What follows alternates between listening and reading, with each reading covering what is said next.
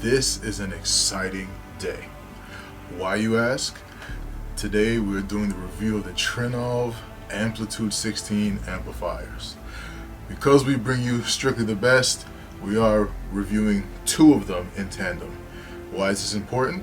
This is important because I will go over the bridging of the amplifiers, feeding a high channel count system that maximizes the delivery of the highest performance for an immersive audio system. Alright, the Trinnov Amplitude 16s are being driven by an Altitude 32, also by Trinnov, and let's get right into this review because it is exciting.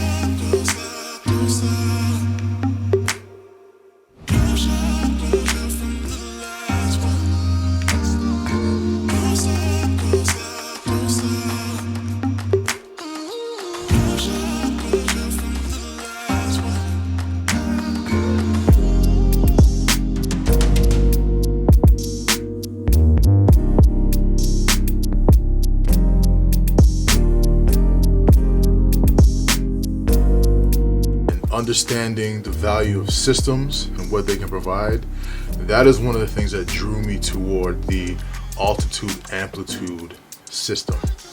There are several benefits. A, the amplifiers are gain matched to the amplitude. That means that the speakers will be silent in the room. Now that is something that can be very difficult to achieve. Usually with some other amplifiers you have to actually turn down the gain in the amplifier itself if it has that feature to decrease the hiss in the room. But with the Altitude, whether you go with the 16 or the 32 paired with the Amplitude 16, the room is dead silent. That is tough to achieve. So some of you may know that I'm currently in a state of transition. I have a Wisdom audio system coming. That Wisdom audio system is going to demand all 36 channels available with the Altitude 32 plus, including the plus 4, giving me 36 channels. All 32 of the amplification channels made possible by going with dual Amplitude 16s, that it will be fully realized. So connectivity, how do you get 32 channels of audio from your processor to your amplification? Running 32 XLR cables, balance cables, that is a rack nightmare. Altitude and the Amplitude, you run 4 cables, and it's 2 cables per amplitude. The DB25 cables use the Tascam configuration for DB25. You run 2 per amplitude 16 from your Altitude. So I am getting 32 channels from the Altitude processor to the dual Amplitude 16s using 4 cables. That is simplicity, that is time savings, that has a very high aesthetic value. It's difficult to put a price on, but if you do put a price on it, it's going to cost you a Trinnov.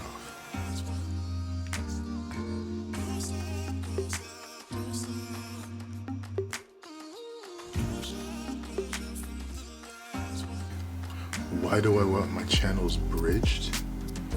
Peaks. The answer is peaks. You who have been following me for many years, I've been making YouTube videos for 14 years. If you go far back, you'll find videos where I have amplifiers that can do 1750 watts per channel. Alright, and I can tell you I have maxed those out running speakers, full range, not even full range, partially, just crossing over at 40 hertz, 30 hertz, maxing out high volume.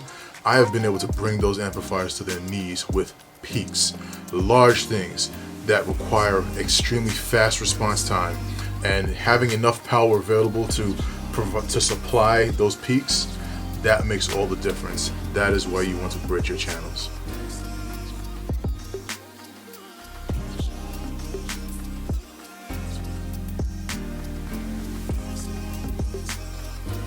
Regarding my personal choice, what alternatives did I look at?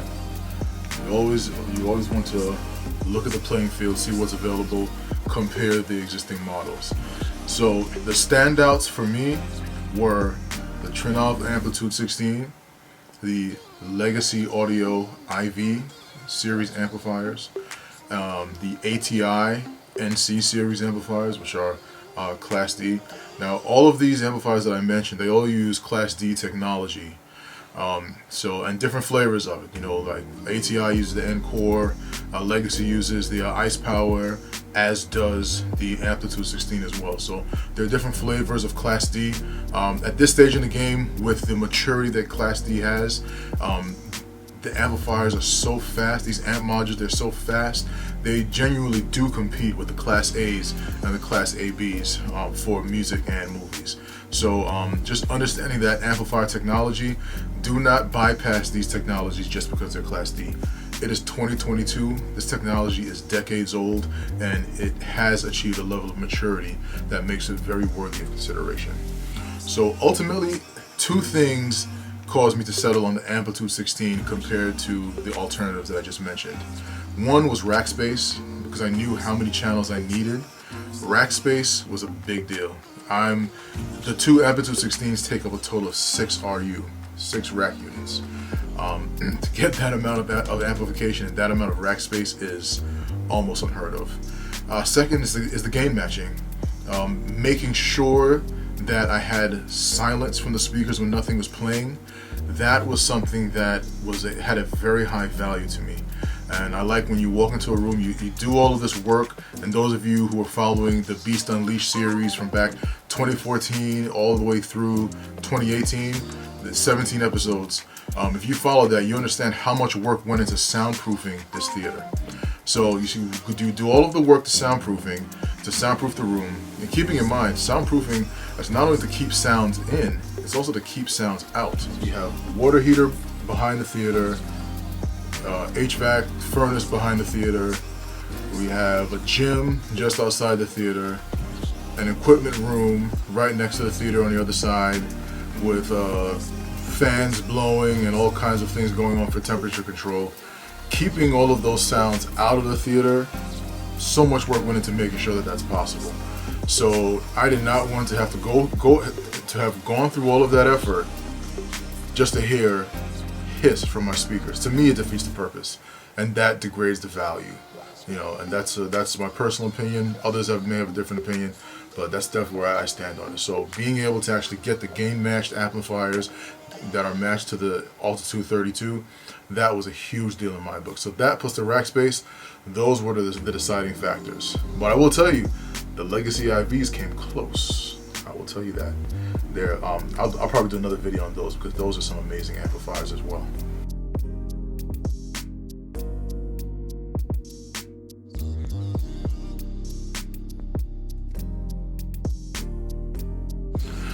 First things first, make sure that your amplifier gets enough power. If you have the opportunity to either run a 240 volt circuit to your rack room, or if you can have two different 20 amp circuits run to your rack room, do it. That way you can plug one power cable into one 20 amp circuit and then plug the other power cable into the other. This is what I've done. Actually, I'm using 4 20 amp circuits. The rack room has 7. I'm using 4 20 amp circuits for the two Amplitude 16s, and by doing that I make sure that the maximum amount of power is available for both amplifiers at the same time. I highly recommend you do the same or something similar to make sure that your amplifier gets enough power. Something else for you to be aware of is when you're bridging channels, you want to bridge them as far away from each other as possible on each module. For instance, if you're bridging modules 1 and 2, then the next one that you bridge, if you can, try to make it 8 and 9 or 15 and 16. depending on how many channels you have that you actually need to bridge. Just keep them as far apart as possible. Do not bridge adjacent channels. All right, it's just the way the amplifier is designed. It's not a flaw.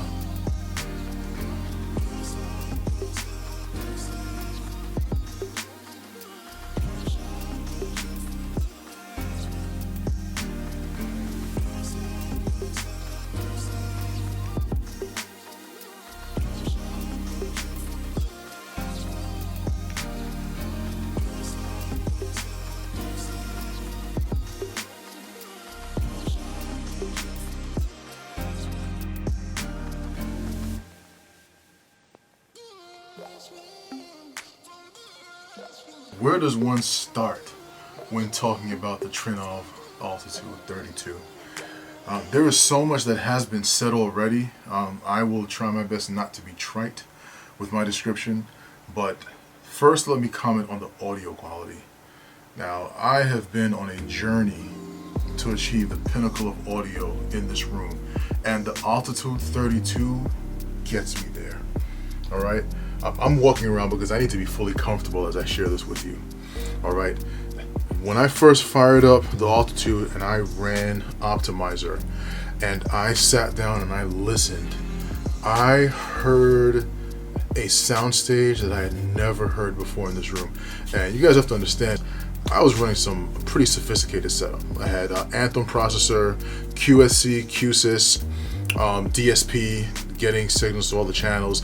Very complex, a lot of hours going into setup, but it did not do what this Altitude does. There are certain things it does with the sound where it will, for instance, in an Atmos track, and you'll definitely notice this if you mute your Atmos speakers while playing back, it raises the sound of your bed layer to help them meet the Atmos speakers. It's so difficult to describe. You have to experience it. I have had people come here and listen, and I've started playing a track that was not that had the Atmos channels muted, and they thought they were listening to full Atmos. I think there are only 2 people that I can think of who actually said, "Are your Atmos speakers on?" And they were listening for them specifically. So yeah, just what it does to your soundstage, it gives you the most cohesive audio bubble possible. And I am saying that as someone who has had many systems, someone who's had many high-end systems. But just that changed, nothing else changed when I first inserted the Altitude 16. Just simply the insertion of the Altitude 32. That made all of the difference. So cohesiveness, soundstage, effects, they sound as if they're happening around you. It creates an audio bubble, and that is something that has to be experienced to be fully understood. All right, so there is that. Second is the channel count available. There's an Altitude 16, there's an Altitude 32. I went with the Altitude 32 because I have some very lofty plans for this room that involves having multiple channels available. And that, when designing your room, think about that. Think about how many subwoofers you will need. Think about how many speakers you will need 10 years from now. Don't think about now, because 15 years ago, nobody ever heard about Atmos. All right, 10 years ago, things were starting to rumble. So I'm saying keep your mind open. Plan for more than what you think you need right now. So if you think, okay, I can get by with Altitude 16, if you're maxing out those channels, and then now it's the 20 channel because of the +4 update. So if you're gonna maximize those 20 channels from an Altitude 16, you need an Altitude 32, and they're different flavors. There's an Altitude 32 that has 8 channels, because the key is when you get a 32 chassis, you can start with 8, 24. You can start with 8, 16, 24. Or max out at 32, and you can upgrade over time if you have that 32 chassis. If you start with a 16 and you need more channels, then you will need to actually sell the unit and then get a 32 chassis unit. So that is definitely something to keep in mind. But yeah, the audio experience, people say it all the time. There are 8 million reviews out there that talk about it. It's real. If it wasn't real, I wouldn't even be doing this video. I would have sold it already and gone on to something else. But everything you hear about the Trinnov Altitude is true.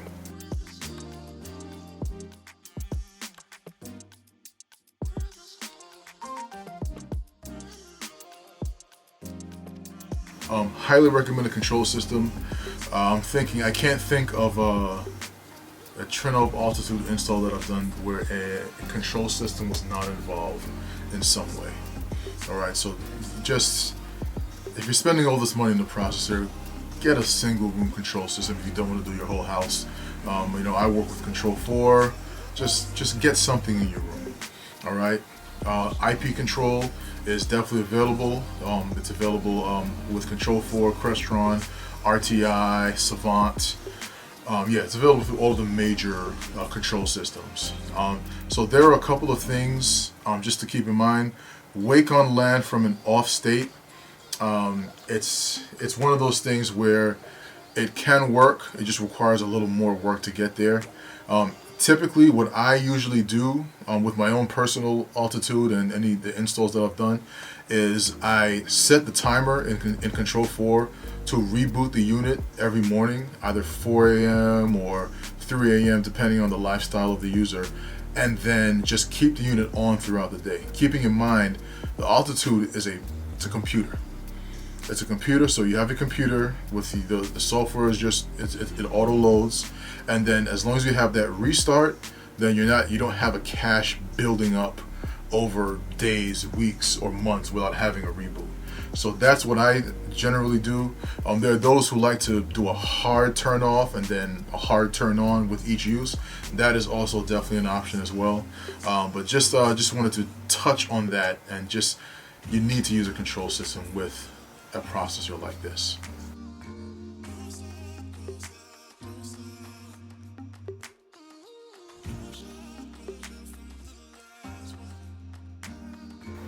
So I'm going to give you some things to look for if you are going to go audition an Altitude before making a purchase.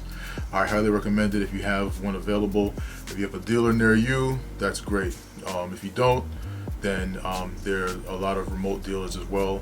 I sell Trinnov Altitudes all over the country. I do have a local showroom as well, so just something to keep in mind. My contact information is somewhere above there.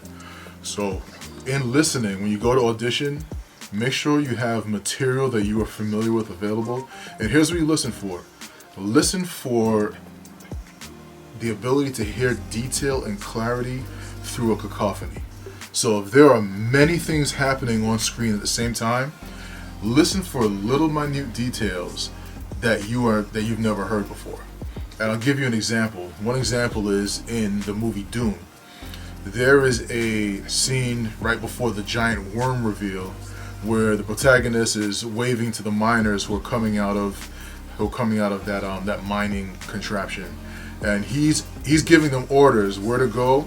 Now, in a lot of systems, you have to listen closely to hear everything that he's saying, and even before that, even everything from when they're on the ship, there's a lot going on.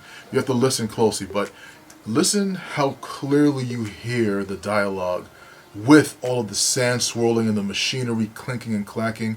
The ability to hear that so clear in a system that is adeptly also displaying everything else that's happening on screen, and it's engulfing you. That is definitely one example. I can go through many. Also, music. Listen to the textures and instruments. I definitely recommend classical music because that's a genre where many things are going on at the same time. So listen to, if you're familiar with any classical pieces. If you're not familiar with classical pieces, maybe it's not your thing, bring a movie soundtrack. Movie soundtracks are generally played with classical instruments. They're just done with different tempos and different syncopation, etc. So bring a movie soundtrack, or ask the dealer, whoever you're going to demo it from, if they have something you can listen to that will let you bring out detail from the din that's going on all around. So just take that piece of advice.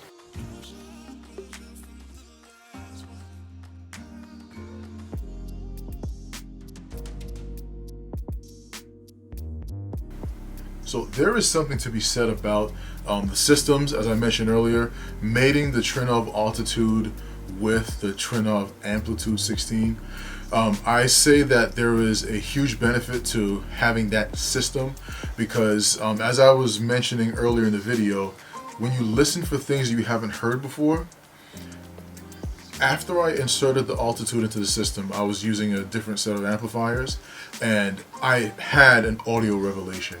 But after inserting the Amplitude 16 amplifiers, I had a further revelation. I was hearing new things that I was not familiar with hearing, even with the Altitude. So again, you're taking significant steps in your audio chain, but the end result is so worth it because you now have a system that is designed to work together, and what you are ultimately getting in your room is something that is far greater than the sum of its parts.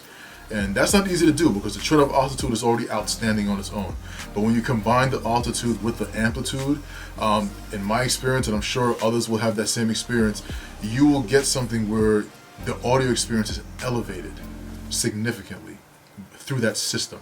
The combination of the gain matching, having the speakers very silent, the fact that the Amplitude is an outstanding amplifier by itself, whether or not it is paired with a Trinnov Altitude, it's just an outstanding amplifier by itself. I listened to 2-channel, I ran 2-channel through it, ran tons of multi-channel, movies of course, I have my demo scripts in Kaleidoscape, and it never disappointed. The sound and everything that I played was elevated with the Amplitude 16. So there are debaters out there who say there are no differences between amplifiers. That's a lie, but you already know where I stand on it. There are differences, and this combination will definitely bring those differences up to the forefront.